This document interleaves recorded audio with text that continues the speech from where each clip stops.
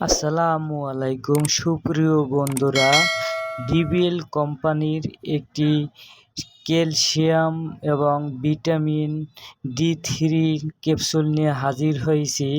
এর কার্যকারিতা যে সকল মানুষ সূর্যের সংস্পর্শে কম আসে এবং অনেকের খাদ্যের ভিটামিনের ঘাটতি আছে, তাদের এই লক্ষণগুলো দেখা যায়। হাড় এবং জয়েন্টগুলোতে ছড়িয়ে পড়া ব্যথা এবং পেশির দুর্বলতা, হাঁটতে গেলে অসুবিধা হয়, পিঠের নিচে নিতম্বে পাঁজরে ব্যথা, পায়ে দুর্বলতা, পেশির স্বর কমে যাওয়া, হাড় সহজে ভেঙে যায় এবং হাড় দুর্বল ও নরম হয়ে যায়। এর সেবনবিধি: প্রতি সপ্তাহে রাতে একটি করে সেবন করবেন 1 গ্লাস দুধ দিয়ে। ধন্যবাদ।